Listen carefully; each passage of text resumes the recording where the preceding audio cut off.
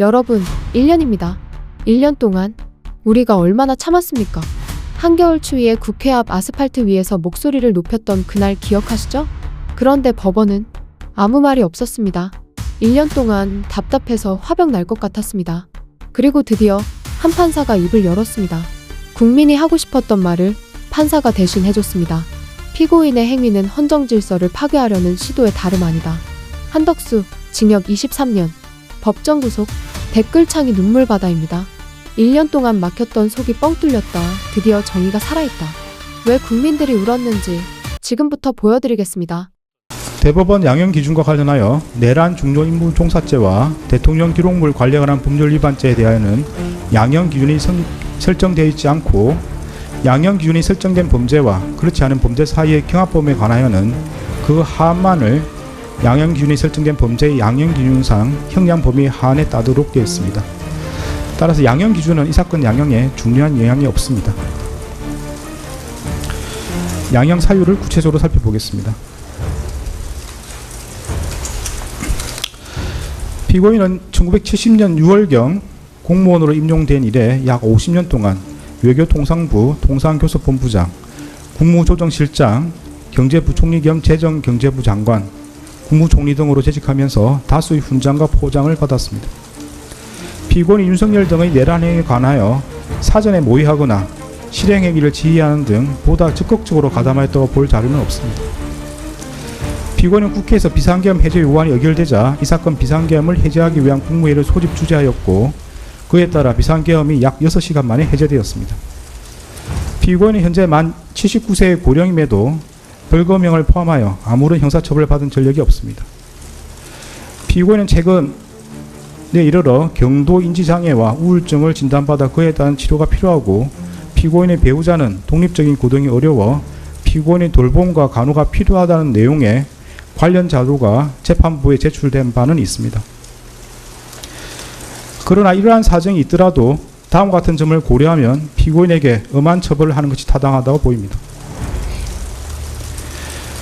윤석열이 2024년 12월 3일 비상계엄을 선포하고 이에 근거하여 헌법에 따라 보장되는 의회, 정당 제도 등을 부인하는 내용의 위헌위법한 포고령을 발령하며 군 병력과 경찰 공무원을 동원하여 국회 중앙선관위 등을 점거, 출입 통제하거나 압수수색한 행위는 앞서 본 바와 같이 형법 87조에서 정하는 내란 행위에 해당합니다. 이러한 12.3 내란은 국민이 선출한 권력자인 윤석열 전 대통령과 그 추정 세력에 의한 것으로서 성격상 위로부터의 내란에 해당하는데 이러한 형태의 내란은 이른바 친위 구테타라고도 불립니다.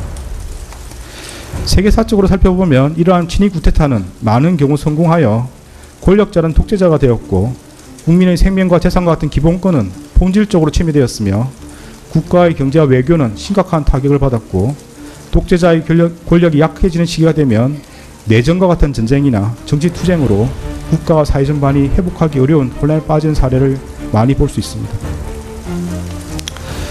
12.3 내란은 이러한 위로부터의 내란에 해당되는 점에서 그 위험성의 정도가 아래로부터의 내란과 비교할 수 없습니다. 왜냐하면 무엇보다도 국민이 선출한 권력자가 헌법과 법률을 경시하고 이를 위반하는 내란 행위를 함으로써 국민이 가진 민주주의와 법치주의에 대한 심전 자체를 뿌리채 흔들기 때문입니다. 현재 우리 주위에는 민주적 기본 질서에 대한 중대한 침해가 있거나 이를 파괴하려는 시도가 있고 이미 유효한 구제수단이 남아있지 않는 그러한 극단적인 상황에서나 논의되는 저항권을 평상시에 아무렇지도 않게 주장하는 사람들, 헌법과 법률에 정한 바 없어 위헌위법한 주장에 불과한 계몽적 계엄, 잠정적 계엄, 경고성 계엄을 당연하듯 주장하는 사람들, 지난 2025년 1월 19일 발생한 서울 서부지방법원 폭동사건과 같이 자신의 정치적인 입장을 위해서는 헌법과 법률을 쉽사리 위반할 수 있고 그 과정에서 다른 사람의 피해를 줄 수 있는 상황이 당연하다고 생각하는 사람들, 민주주의의 근본이 되는 선거제도를 정당한 근거 없이 부정하는 사람들이 있습니다. 12.3 내란은 이와 같이 잘못된 주장이나 생각을 양산하거나 그 상태를 더욱 심각하게 만들었습니다. 이러한 점에서 아래로부터의 내란에 해당하는 기존 내란 사건에 관한 대법원 판결들은 위로부터의 내란에 가담한 피고인에 대한 형을 정함에 있어 기준으로 삼을 수 없습니다. 그리고 기존 내란 사건이 발생하였던 시기와 12.3 내란이 발생한 시기에 대한민국의 국제적인 위상은 비교할 수 없을 정도로 차이가 납니다. 현재 대한민국은 세계적으로 선진국으로 인정받고 있고 이에 따라 국제무역과 국제정치 등에 있어서 그 위상도 기존과 비교할 수 없습니다. 이러한 대한민국에서 친위 쿠데타가 발생했다는 사실로 인하여 생긴 경제적, 정치적 충격은 기존 내란 행위와는 비교할 수 없을 정도에 이른다고 보입니다. 이러한 점에서도 기존 내란 사건에 관한 대법원 판결들은 피고인에 대한 형을 정함에 있어 기준이 될 수 없습니다.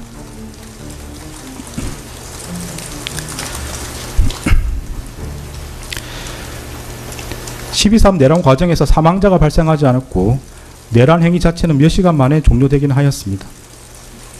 그러나 이는 무엇보다도 무장한 계엄군의 맨몸으로 맞서 국회를 지킨 국민의 용기에 의한 것입니다.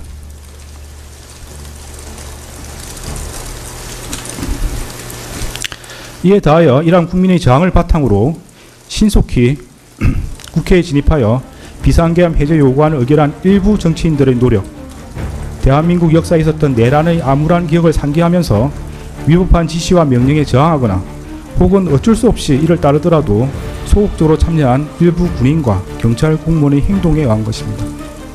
결코 12.3 내란 가담자에 의한 것이 아닙니다. 따라서 12.3 내란 가담자에 대한 형을 정함에 있어 피해 발생이 경미하였다거나 짧은 시간 동안 진행되었다는 사정을 깊이 고려할 수는 없습니다. 일단 국헌을 물랑하게 할 목적의 폭동이 발생하면 이로 인하여 막대한 인명과 재산상 피해, 사회적 혼란이 초래될 것은 분명하고 혹시라도 내란이 성공하여 국민적 합의로 성립한 현재의 헌법 질서가 폭력에 의하여 무너지게 되면 이를 원래대로 회복하는 것은 대단히 어려운 일이 될 것입니다. 따라서 그러한 내란 행위를 사전에 차단할 필요가 있고 이러한 목적을 달성하기 위해서는 내란 행위에 가담한 사람들을 무겁게 처벌하는 것이 불가피합니다. 피고인은 간접적으로나마 민주적 정당성과 그에 대한 책임을 부여받은 국무총리로서 헌법과 법률을 준수하고 헌법을 수호하고 실현하기 위한 모든 노력을 기울여야 할 헌법적 의무를 부담합니다. 그럼에도 피고인은 12.3 내란이 성공할지도 모른다는 생각에 이러한 의무와 책임을 끝내 외면하고 오히려 그 일원으로서 가담하기로 선택하였습니다. 이러한 피고인의 행위로 인해 대한민국을 자칫하면 국민의 기본권과 자유민주적 기본 질서가 유린당하였던 어두운 과거로 회귀하여 독재정치라는 수렁에서 장기간 헤매 나오지 못하게 될 수 있었고 국민은 씻을 수 없는 상실감과 상처를 입게 되었습니다. 피고인은 국무총리로서 12.3 내란의 진실을 밝히고 그에 합당한 책임을 지기는커녕 사후 자신의 안위를 위하여 이 사건 비상계엄 관련 문건을 은닉하고 비상계엄 선포가 적법한 절차에 따라 이루어진 것처럼 보이기 위해 허위 공문서를 작성하였다가 폐기하였으며 헌법재판소에서 위정하였습니다. 피고인은 재판 과정에서도 허위로 진술을 번복하고 대통령실 CCTV와 같은 객관적인 증거에도 불구하고 아무런 기억이 나진 않는다고 주장하는 등 진실을 은폐하고 책임을 벗어나고자 할 뿐입니다. 피고인이 진실을 은폐하고 책임에서 벗어나고자 한 행위들로 인해 우리 사회의 정치적 분열과 갈등이 더욱 심화되었고 앞으로도 이러한 상처와 갈등이 쉽사리 봉합될 수 있을 것으로 보이지는 않습니다.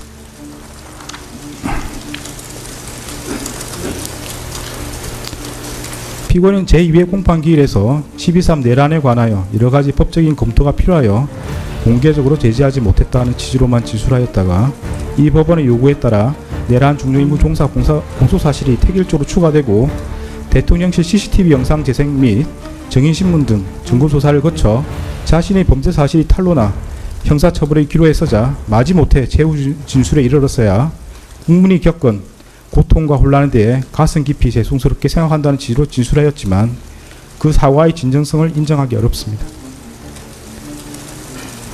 달리 피고인이 진지하게 반성하고 있다거나 자신의 범죄 행위로 인하여 국가와 국민이 입은 피해를 회복시키기 위한 어떠한 노력을 하였다고 볼 아무런 자료가 없습니다. 이러한 점과 그 밖의 양의 조건이 되는 여러 사정을 종합적으로 고려하여 주문과 같이 형을 정합니다.